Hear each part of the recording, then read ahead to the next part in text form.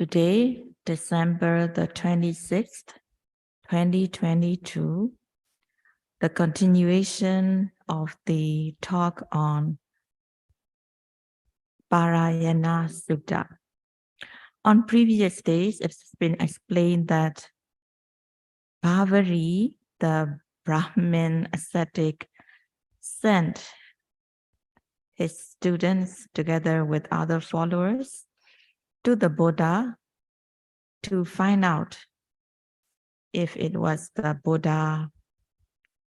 And the students, as asked by the Bhavari, asked questions mentally, and Buddha answered them verbally. After Buddha answered what was the head, what it means by the head being chopped off, when they get the answer, Ajita and other disciples paid respect to the Buddha, saying, Bhavari, together with the students and followers, pay respect to the Buddha at Buddha's feet. And Ajita also asked questions. Ajita asked, Kenasu nivuto loko, meaning by which the world has been concealed. And the answer is Avijjaya nivuto loko. The world has been concealed by avijja, ignorance. So avijja conceals and hides so that one cannot know the truth. Avijja conceals so that one doesn't know the Four Noble Truths, one doesn't know the Paticcasamuppada, past, present, and future khandha. In this way, avijja conceals and hides so that one cannot know correctly. Enveloped in avijja, ignorance, one doesn't know the truth. Beings do not know the truth.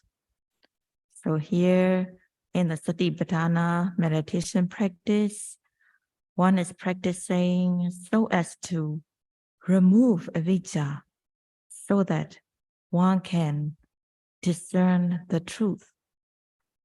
So here yogis are asked to note rising, falling, sitting, touching, whatever object that comes obvious.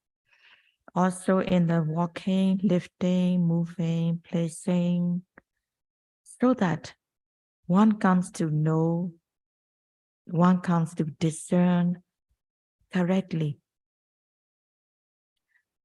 Nama rupa that arrives as seeing, hearing, smelling, tasting, touching, knowing, and so on, they are dukkha.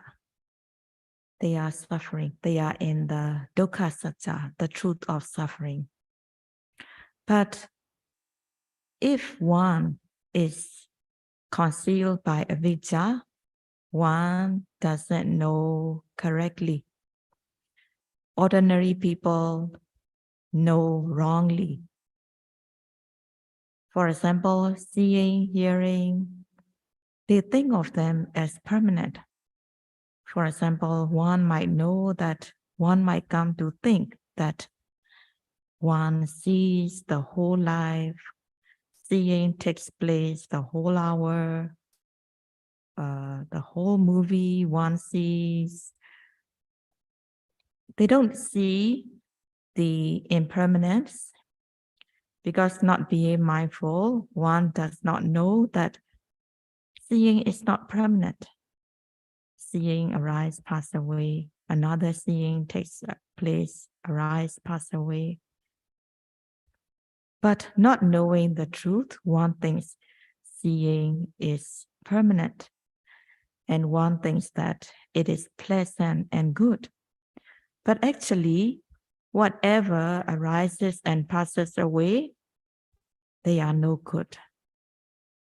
Whatever that comes to a dissolution after arising, they are in the list of things that are no good. But not knowing correctly, people think that seeing is pleasant, hearing is pleasant, tasting, touching is pleasant, and so on. And they think that it is the same eye that is seeing. It is the same eye when I was young that is seeing. It is the same eye that is seeing now. So in this way, being enveloped in avijja, ignorance, people know wrongly. Avijja is compared to cataract. If a person has cataract in the eye, one does not see at all, or one sees wrongly. In the same way, if there is avijja, cataract, the person knows wrongly, the person doesn't know at all, or the person knows wrongly. In order to dispel avijja, ignorance, one should cultivate vijja, knowledge. So satipatthana meditation, one has to be mindful of whatever object that is arising at the present moment, so as to cultivate vijja. The moment one cultivates vijja, for that moment, avijja is dispelled momentarily. That's why when noting the object rising, falling, or sitting, touching, one has to be mindful so as to discern what nature, what characteristic is in the object that has been noted. For example, when noting rising, what nature is it that you come to know when you note rising? Is it the movement? Is it the stiffness? When noting sitting, what nature do you know? Is it the stiffness or hardness or what? When noting lifting of the foot, lifting, what do you notice? Is it the lightness or movement or pulling? So in this way, yogis should note in such a way so that you come to discern the nature, the characteristic of the object that has been noted. So in order to be able to know the nature, the characteristic, one need to aim the mind towards the object. One should put effort in the noting so that the noting mind will reach the object. The example can be given. For example, if you are eating with a fork, in order to pick up the food that you need to eat, you want to eat, you need to aim the fork.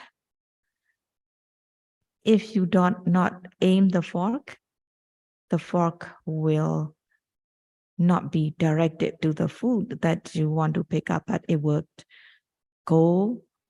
land somewhere else.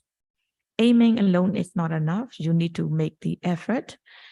You need to push your hand. It's like making an effort so that the noting mind reaches the object. Just like when you pick up the food, you have to aim so that the fork doesn't land as well as the fork doesn't land elsewhere. You have to put effort so that the fork will reach the piece of food. In the same way, whenever you note the object, you need to aim the mind towards the object, put effort so that the note mind reaches the object. And when the mind is concurrent on the object, when the mind, note mind, calm, collected on the object, over and over again, one after another, mindfulness and concentration becomes strong, and one comes to notice what nature, what characteristic in the object that has been noted. Discerning the nature, discerning the characteristic, it is vichara, knowledge. So at that very moment, you discern the nature, the characteristic. For that moment, avijja, ignorance, is dispelled momentarily. If one is not mindful, avijja arises, avijja takes place. So every time one is not mindful, there is avijja. Being mindful, discerning the object, vijja arises so that avijja is removed momentarily. The more moments removing avijja by mindful discerning the object, avijja gets weaker and weaker. But if one doesn't practice avijja, ignorance, ordinary people have thick layers of avijja. If they are left, there will still be thick layers of avijja. So in order to remove avijja, in order to make the layer thinner and thinner, one should be mindful of the object, discerning the object, so that one can remove avijja momentarily. It will get weaker and weaker. The more that one cultivates knowledge, the weaker the avijja will become gradually.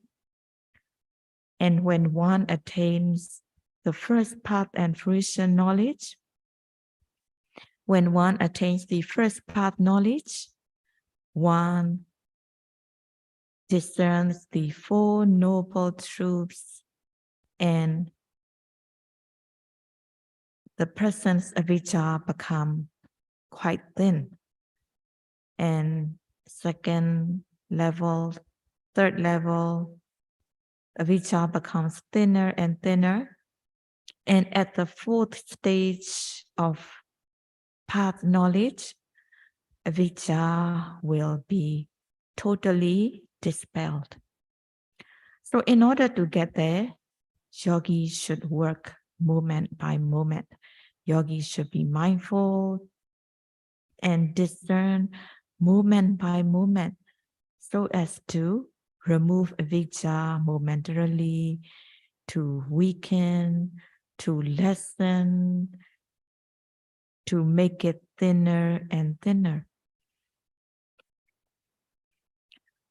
And Ajita asks, Kenasu napakasati, meaning why the people in the world do not shine. Vivijja pamada napakasati, meaning that vivijja means stinginess, jealousy. Pamada is heedlessness. Because of this vivijja and pamada, beings do not shine. If there is stinginess, One doesn't share one things to others, so the person doesn't shine with virtue. Having jealousy, one doesn't want others to prosper. One does things so as to hurt them or harm them, get in the way so that others cannot succeed. So in this way, if a person has viveka, the stinginess and jealousy, the person doesn't shine with virtue, but the person is low and degraded, and such his or her action can even lead to lower assistance. Pamada, there are 3 levels. The gross form of pamada means letting one's mind go freely on wrongful conduct, physically, mentally, verbally, mentally, and not controlling oneself repeatedly again and again, commit wrongdoings by body, speech, and mind. It is wrong. It is the gross form of pamada. Yogis who observe the precepts clean, they do not have this pamada because their physical, verbal actions has been purified through the practice of morality. But in order to purify the mind, one needs to practice mindfulness so that mental misconduct will not arise if one is being mindful. The medium or form of pamada is letting one's mind go freely on sense objects, such as the pleasant visible objects, pleasant sound, smell, taste, touch, thought. If one's mind go freely on these sense objects and without having control repeatedly again and again, enjoy such sense objects, it is a medium form of pamada. As a yogi, when coming to meditation retreat, they have given up the sensual happiness in order to join the retreat. But during the intensive practice, yogis should take care not to let this medium form of pamada from arising. For example, if one is not refraining one's eye, one can see flowers, then not being mindful, enjoying the sight of the flower, enjoying the fragrance of the flower, then it is medium form of pamada. Also, when eating, rather than eating mindfully, but if the yogi is not mindful in the eating, if one is not mindful of the eating, the flavor, if the flavor or the taste is good, then not having mindfulness, enjoying the good taste, tasty, not mindful, forgetting to note, having attachment on this flavor, liking, enjoying, then it is medium form of pamada. In order not to let it happen, yogi should be mindful also in the eating, seeing, wanting, stretching, scooping, bringing, opening, putting, chewing, swallowing. So if one eats mindfully, one will not get attached in it, and then there will not be this medium form of pamada if one is mindful when eating.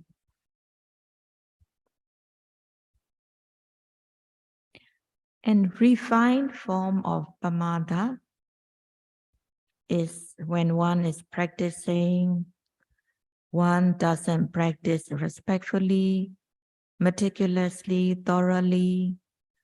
There are breaks in between, being mindful for some moments and then gazing, looking to get distracted, and then practicing like in a stop and go manner with breaks and gaps in between, and sometimes letting go of the duty, not being mindful, thinking that, oh, this is too hard for me, and so on. So if the yogi doesn't practice respectfully, meticulously, continuously, thoroughly, it is refined form of pamada. How much care, how much respect and care that one should take? There's an example. For example, a person is asked to carry a bowl, a brimful of oil in the bowl, and then there is entertainment going on. When the person has to carry this bowl full of oil, and there is entertainment going on, and at the back, one person with a sword following and will chop off the head if the person spilled the oil. So you can imagine how much care and respect the person needs to carry this full of oil bowl where the entertainment going on. At the back, somebody is trying to see if the oil is going to if the oil is going to spill, then he's going to be dead. So how much care and respect this person has to give? This is compared to how much care and respect you need to have to be mindful of the object. So in the intensive meditation practice, from the moment the person wakes up, all the day until the yogi falls asleep, during the whole day, yogi have to be continuously mindful without breaks or without gaps in between. In the daily activities, yogi should be mindful, opening and closing of the door, brushing teeth, taking shower, even putting on the shoe, be mindful, even when using the toilet, even when you have to release in the toilet, one has to be mindful. And walking meditation, it is very important. In the walking meditation, you can generate effort. And this effort you gain from walking meditation, if carried to the sitting, you will have less sleepiness. And then if you are noting the pain, you can be able to note the pain better if you do good walking meditation. So in the walking, keeping the eyes down, looking only 6 feet ahead of where you're going, focusing your mind on the foot, right, left, lifting, placing, lifting, moving, placing, Be mindful of every step. And when you come to the end of the line, keeping the awareness on the whole body, standing, notice standing, wanting to turn. When you turn the body also slowly, mindfully, turning, and then walk again. So in this way, be mindful. So the mindfulness and concentration you get from the walking meditation, carry it till the sitting. After the sitting period is over, when you walk back to the sitting place, be mindful of every step. When you see the cushion, seeing. When you are standing, wanting to sit. And when you sit, do not sit quickly. Even though you are a healthy person, you must act slowly, mindfully, just like a sick, weak person. When you sit, you have to pay attention on the whole body sitting. Sit slowly, mindfully, sit inch by inch and not abruptly. Yeah, you have to be mindful of your body getting heavier, stiff and tense. Sit inch by inch until you have fully sit down. When you bow down, be mindful. When you arrange your hands and leg, move one thing at a time so that you can be mindful. And after you have arranged everything, because you have been mindful continuously, the mindfulness and concentration is there so that as soon as you finish all the arrangement, you can be mindful of the primary object, rising, falling, or sitting, touching. So that means in whatever posture you are in, you have to be mindful. Even though you switch from standing to sitting, the mindfulness and concentration should be continuous. Even though you switch the posture, the mindfulness and concentration should be continuously, it should be persistent. In this way, when the mindfulness and concentration are continuous, the stronger the mindfulness and concentration will be, and knowledge unfolds. When noting rising, one notices stiffness or tension or movement. When noting falling, relaxation or movement. When noting sitting, stiffness or hardness or tension. When noting touching, pressure, warmth. In this way, yogi come to notice the nature, the characteristic in the object that the yogi is noting. And as the mindfulness and concentration are strong, yogi discerns distinctly between mind and matter. When noting sit arising, yogi notices there is stiffness, tension in the rising, and the noting mind that notes it. When noting sitting, there is stiffness, tension, and the noting mind that notes it. There are only these two. When sitting down, for example, body getting heavier, stiff and tense, and the noting mind that notes it. So there are only these two: mentality, the noting mind that knows it; materiality, stiffness, tension, heaviness, and so on. So when discerning mentality and materiality distinctly, one discerns distinctly between nama rupa, and by discerning distinctly between the nama rupa, one comes to understand that there are only these two. There are no others, such as there is no atta, no person, no being, no I, no he, no she. In this way, discerning distinctly between mind and matter, yogi removes atta ditti, personality view, momentarily. But this atta ditti will be totally removed when one attains the first path knowledge. But through this Satipatthana practice, at the moment one discerns distinctly between mind and matter,